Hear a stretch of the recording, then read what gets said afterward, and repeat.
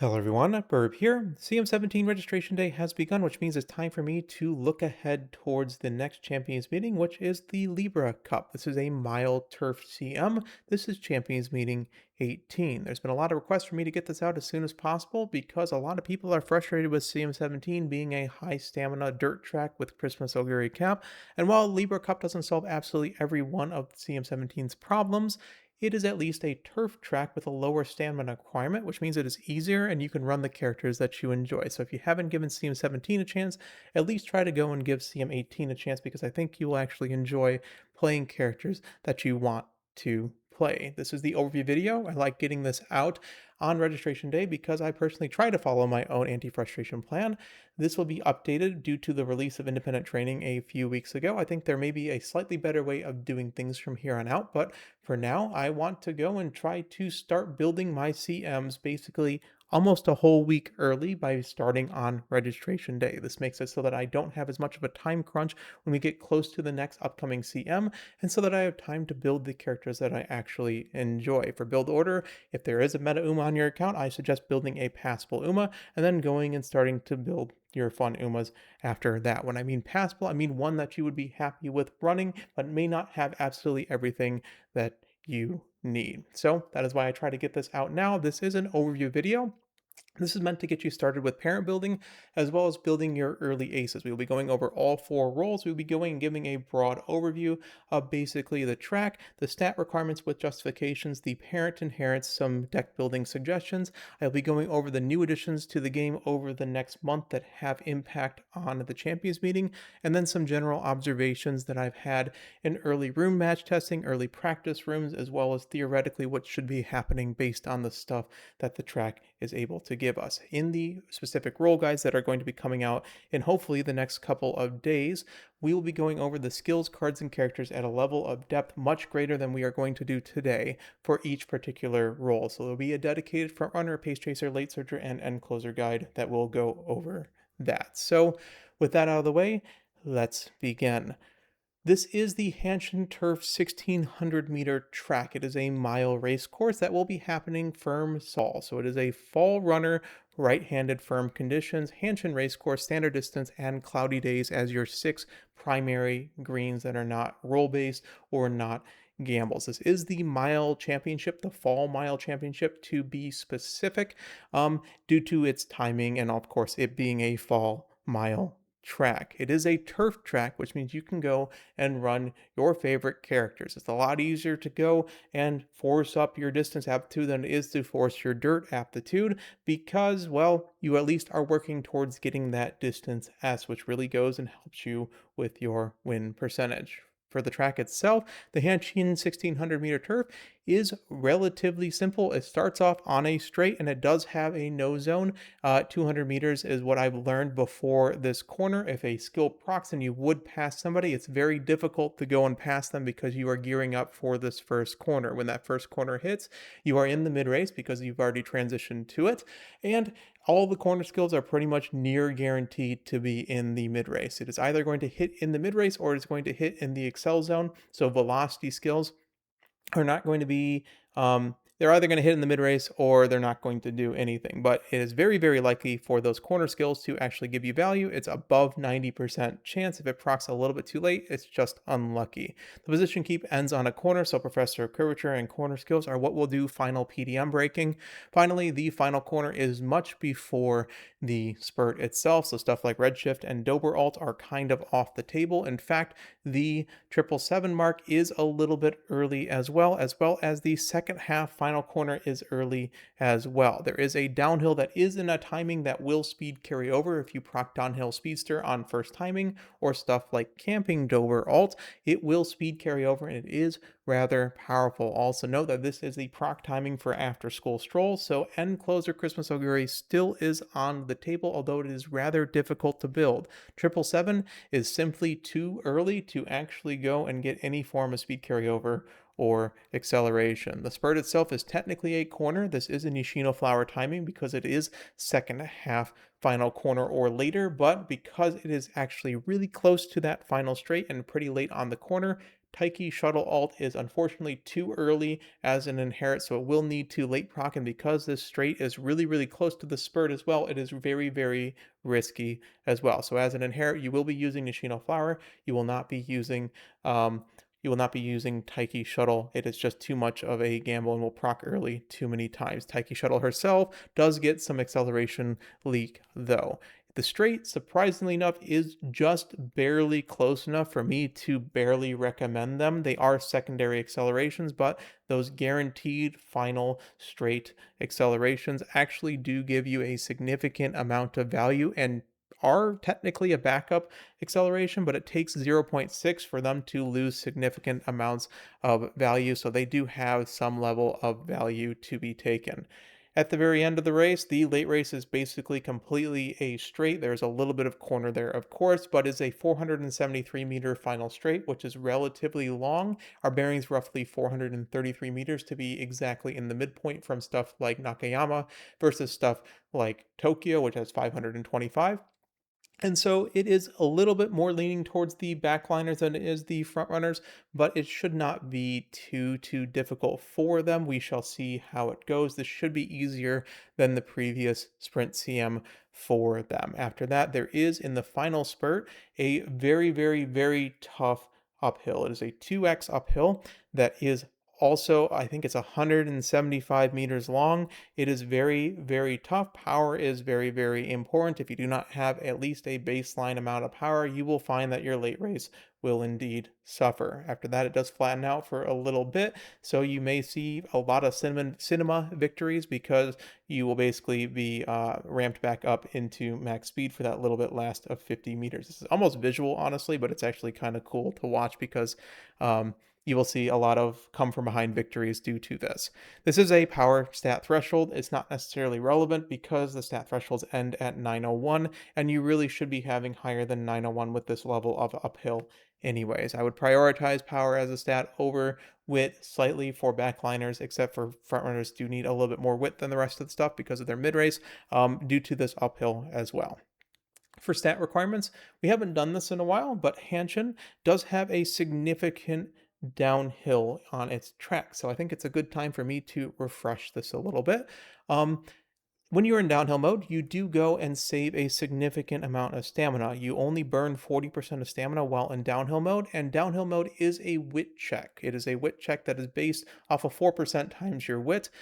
This makes it so that basically this is a spurt track. If you spurt, you will survive most likely. This means that stamina debuffers are a little bit tough because the downhill of this track will save you more often than not if you get hit by stuff in the late race. However, if you do not have enough stamina, your Uma will simply not reach a max speed that is viable in order to win the race. It will try to conserve the rest of its stamina to try to go and be able to survive that race, and it doesn't really calculate that downhill into that calculation. This is a finite state machine if you're an engineer, or a Markov chain if you're a mathematician. Basically, this means that you are either in downhill mode or you're not, and there is a percentage chance of being at which you have a 4% chance times your wit to get into downhill mode every single 2 seconds, I believe it checks, and then otherwise it will go and have a 20% chance once you're in there to be removed from downhill mode. The long and short of it is that this 117-meter downhill basically gives you roughly about a 37 HP save, which is not too much. However, because it's about 350 meters after the spurt, it's saving you about 100 to 150 stamina. The math is on the screen. If you wish, you basically have to plug it into a relative math equation where you're going every single state one after the other and seeing what it's doing. It's a lot of math here. Maybe we do this in another video, in a separate downhill video. So the downhill has very low variance due to it only being about 100 meters beforehand. It's nice for the spurt. However, it offers very good late race stamina debuff protection, which is really important because Goldship has a gun. And while you probably should be using it for Dominator and Kenai, you most likely will see one or two people trying to use Mystifying Murmur. And the thing is that if it only really affects anything when it procs at the 50% to the 66% mark where the spurt actually starts. So it really will only have an effect 34% of the time, because 17% of the time it will proc before the spurt. Of course, double the amount, because, sorry, 50% to the end of the race, so 17 times 2 is 34. So in everything else, it will proc after the spurt. You will have already calculated that you will survive the race, and you will basically ignore all the Mystifying Murmur procs. For all you debuffer users, I highly suggest just running the Keen Eye Dominator debuffers. I don't think that Mystifying Murmur will be very, very effective.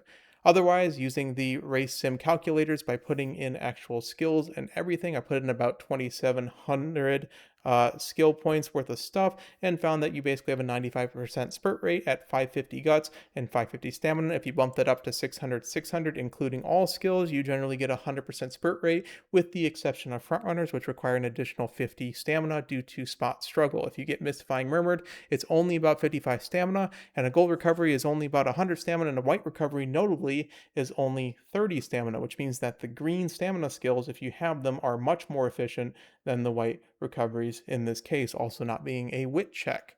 Otherwise, this uphill, do not underestimate it. You do need a significant amount of power. I'd say at least 1,000, but realistically, you want more than that due to acceleration.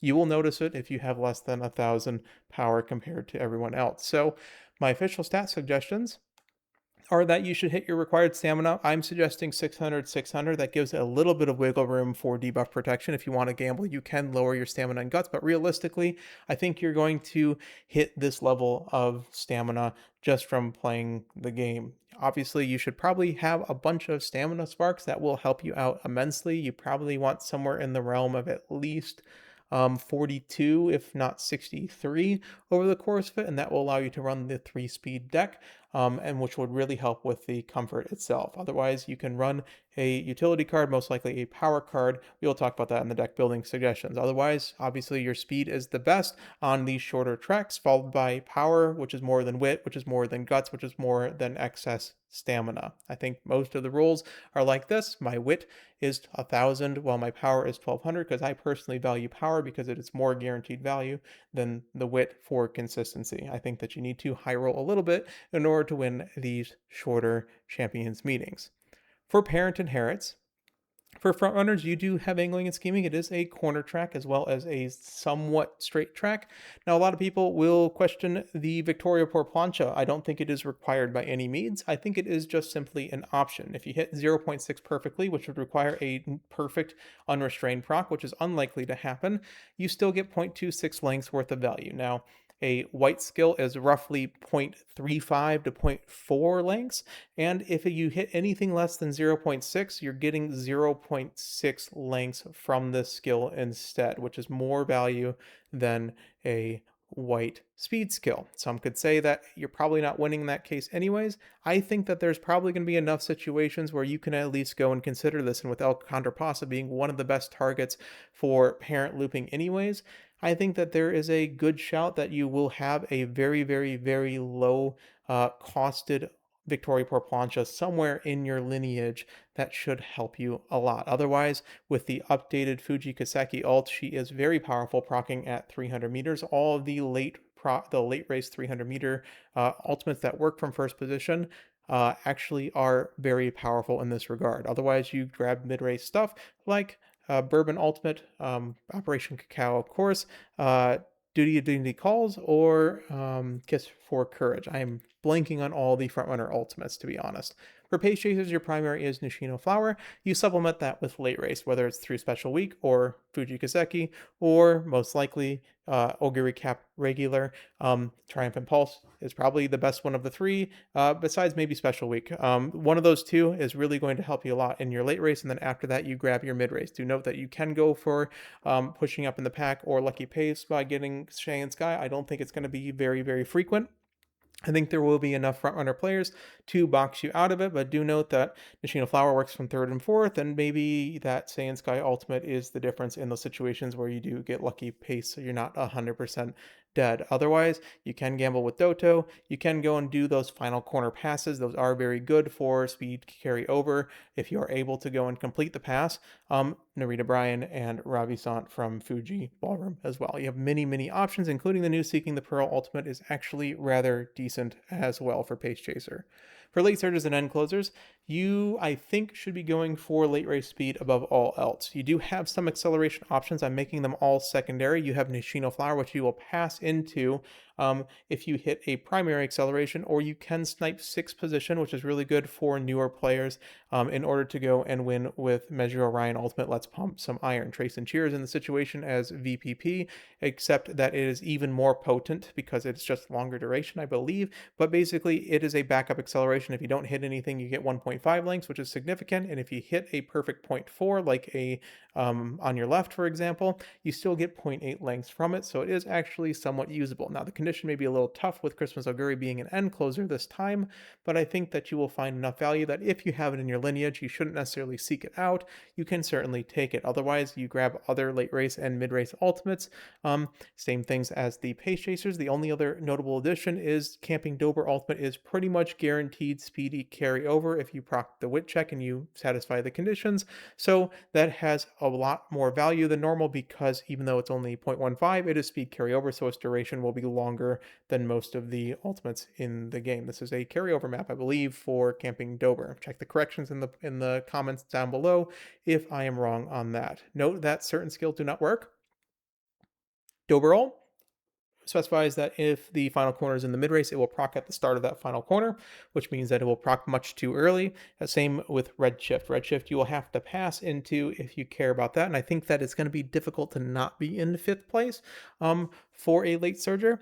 In some situations due to the debuffs and the Christmas Oguri players as well. So I don't think these are wide enough of scope to particularly use this time, with the additions of all the stuff like neck and neck, like on your left, and all the stuff that was buffed in the 7-1 patch. Also note that backliners also have access to flash forward as a secondary 0.4 excel as well, so we have plenty of acceleration. That was the reason why I was saying we should really focus on our late race as late surgers and end closers this time, because I don't think we necessarily need a bonus 0.2 procking at a slightly late position for most of these. So take that into account. We have a lot of acceleration available to us as backliners now. Taiki Ultimate, obviously as an inherit, does not go and stretch into the Excel zone. You have to late proc it, and it doesn't work on that corner either. So you are that straight afterwards either. So you have a very thin window to actually go and proc. 400-meter velocity skills will not work because the 400 meters is basically mostly eaten by the acceleration zone. Final straight velocities will be partially eaten. You need a lot of excel to get as much value from them. They're not necessarily the highest priority as well. Stuff like Asian Flash Ultimate. Otherwise, specifically Rudolph in her fall outfit will not work very well because she now specifies late race, which kind of stops her from getting any form of speed carryover that she had before. For some deck building suggestions, gonna grab a drink real quick. I think you should be trying to run the 3-2 Light Hello deck to start. Try to run your best stat cards, see how it feels. A lot of people will not have the best cards in the world, I know. And so basically you slot in your cards that have the best speed output, that have the best wit output in the slots that you're seeing above. This is just kind of a general rule.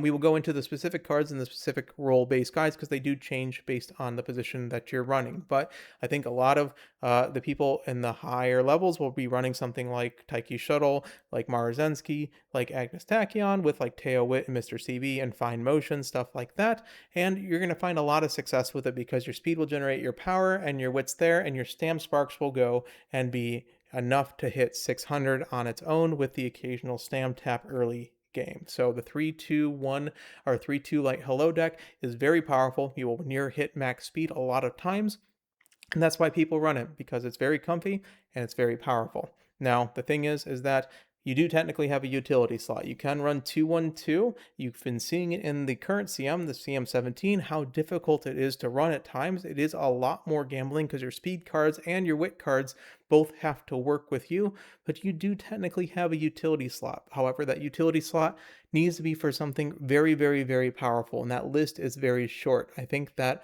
Some frontrunners will want to run the third wit card if they don't have any wit bonus to get their wit high enough in order to supplement the fact that Mahono Bourbon herself does not have the greatest wit generation. Um, this card, because it's a bourbon card, gives you concentration, and she has taken the lead, two very, very, very important frontrunner skills. For pace chasers, you can consider running neck and neck. You can try for it. It is a high roll option. You don't necessarily need it with the amount of excels that you have, but it's basically a non-position based acceleration because you only have to be in the front half. The big ones, and the ones who will be probably using the 2-1-2 deck, are backliners. You have access to Daichi Ruby Power, which gives you Flash Forward, which is a near perfect proc, if not a perfect proc, 0.4 acceleration. You hit literally any speed skill, or you hit any acceleration skill, which is every single position that you're winning, and you will immediately proc in his overtake condition in 90% of your matches. This is a 0.4 excel that is very powerful on these short tracks, and it's not a must-have because you can just use the white version, and we may find that the 3-2 light hello deck is more powerful than the 2-1-2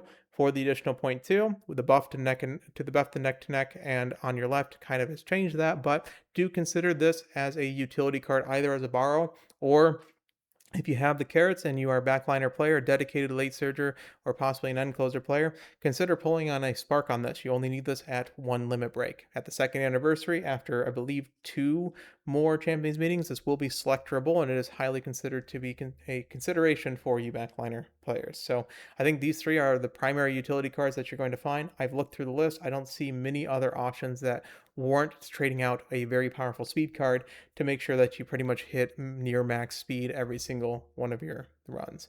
Otherwise, like I said, run your best stat output cards.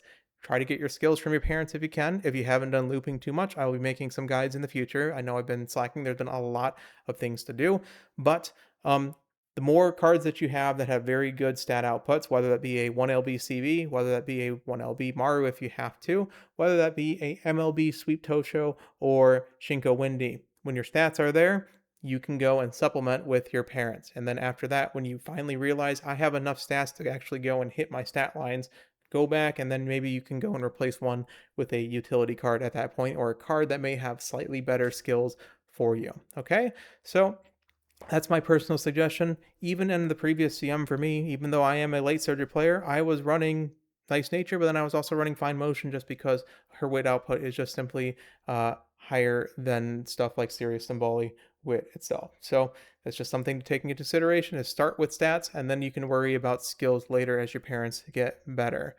I think someone's going to try the Guts deck. I think if you're running the Guts deck, you use it as a utility card, a solo Guts card. I don't think the translation and the what's it called?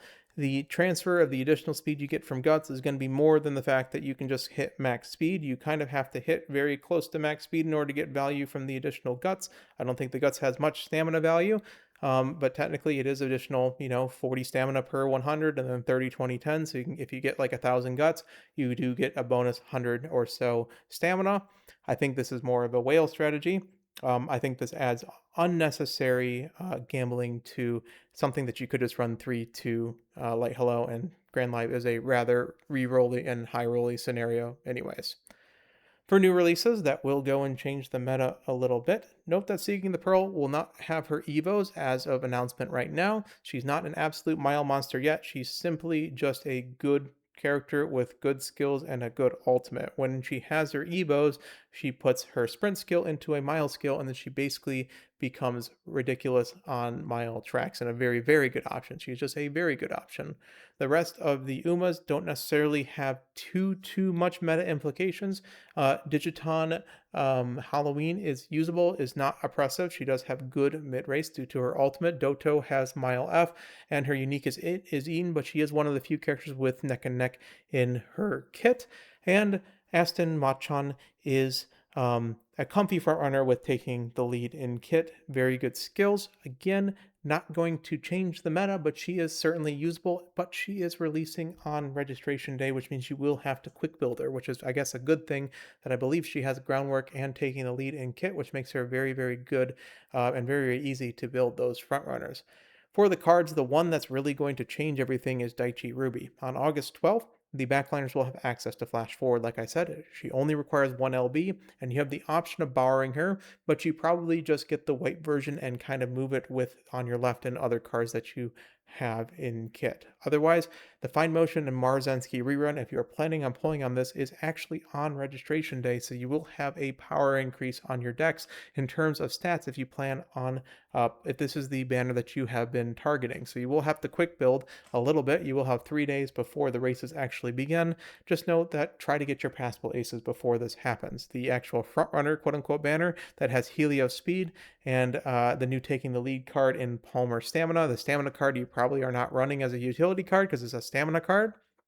Helios speed does not have the great speed gen. You can technically use it as a third speed card, but at that point, there are mild cards that probably are better to be borrowed at that point that actually have good speed generation, like Taiki Shuttle Speed, that may be better options than it as well. Note that you have plenty of skill point sinks as the front runner with Summer Marzensky as well. I don't suggest personally pulling on this banner. I'm sure when we get closer to it, there's some reason to do it, maybe for the people who don't have Taking the Lead. Some additional considerations and observations that I've had. Let's talk about Christmas Augury. She's not gone. Festive Miracle, her inherit doesn't do anything. Just so you know, it's a little bit too short, but do note that base Augury, Christmas Augury on Christmas Augury is still a strong option. She gets 4.16 lengths. She doesn't get 4.7 this time, so it is a little bit weaker. The difference is that there's less stamina requirements on this track, so there are more characters that you can actually play. Your characters are going to be better because you are able to have more runs that are actually great. It's a turf track, so there are the actual characters that are parents that you're using on other roles that will hit the 0.4 that will keep up with her. There's many different Excel options that are now available, particularly for backliners that are gambling, and End Guri or End Closer Christmas Augury, because it is a after school scroll trigger and not a 777 trigger, is much harder to actually build. You have to get after school scroll looped in onto your parents, as well as actually going and bringing up her aptitudes for End Closer, and it's going to be much harder, and there's that in turn is going to mean there's much less Christmas Auguries that are actually built. The downside is she is an end closer, so if she hits, which she will hit quite often, 74% of the time, of course, she's going to be rather difficult to do, but hopefully if you are gambling or if you are strong frontrunners, someone is able on your team to go and keep at pace with her. The way you beat her is, of course, your late race. You go and stack your late race, and you hope that you are able to have enough to go and fend her off for the entirety of the late race. This was an example. If you run Nishino Flower, for example, and you hit your 0.4, you actually get 5.51 lengths at maximum, 4.56 on most tries. So these inherit characters are very good, especially for players who are just starting out with Measure Orion. If you do end up sniping 6th place, you do get 5.26 likes, which is notably more than the 4.1 that Christmas Augury actually does. As for other observations, I think this is more of a skill CM. The previous ones were stat CMs because of the high stamina requirements, so it's very difficult. Don't skimp on your power, but at some point above 1200, I think that if you have the option to go and get a couple more skill points through perhaps your different song choices, I would go and focus on that to try to get an extra skill or two. I think that power, wit, and skills are all kind of quite balanced. All of them have value, and I think if your parents are good enough and you have a lot of options of various different mid-race and late-race velocity skills, you're going to find that it is rather balanced between that and various extra skills. So if I had the choice between, let's say, 1250 power and 1200 power or an additional white skill, I think the math goes towards the skills this time very slightly.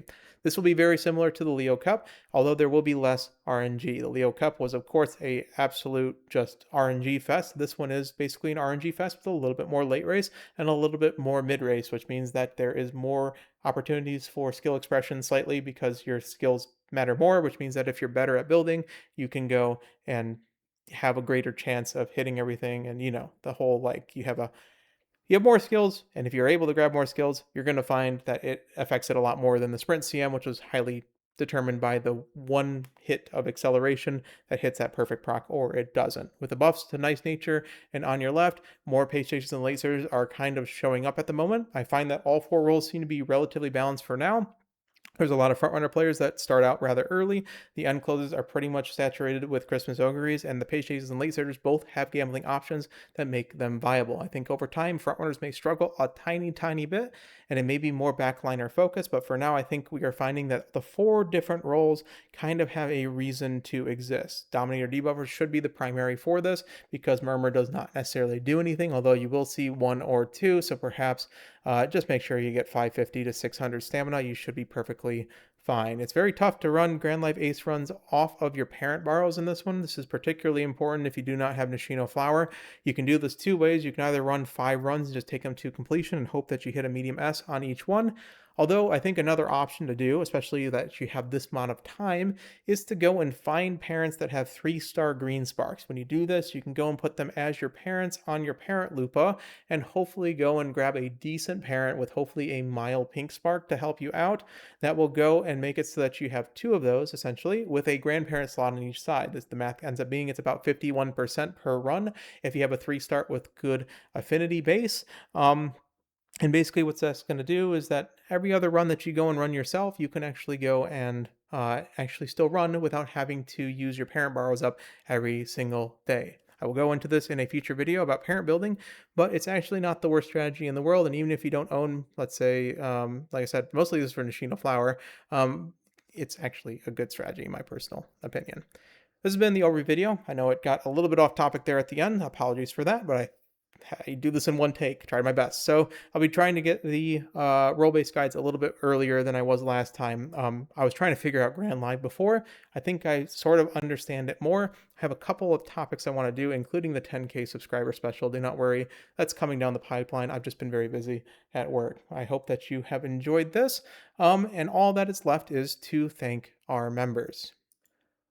As always, I appreciate you all just for watching, but for those who give a little bit back to the channel, I do appreciate you as well. For those in the Borb tier, I do read out their names at the end of the overview video, so thank you especially to Kikuzi IRL, Immobility, Mr. Merit 1, Crest of Gautier, Lucifel, Peter Van Sand, Oscar Van Bruce, Misha Sage, CD Ogren, Sorcerer, Elise Bright, Etep Pete, Astrosarian, Eva Delta, Scraps, It's Bella Knox, Curalicious, Brandy Boffin, Tony Lim, Dialectical, Sleepy Bat, sorry, Pavi, Trevor Overtone, Ogurika Pizza Burger, Dalagante, Jeffreyism is the Goat, PH Band C, Giras, Ariantes, The Real Meisho Doto, Awex Gubs, Tokai Teo Monarch, Velio, NC, Summer's Moon, Sypha CM, Frisk, Farizzly Bear, and Aoi Tori.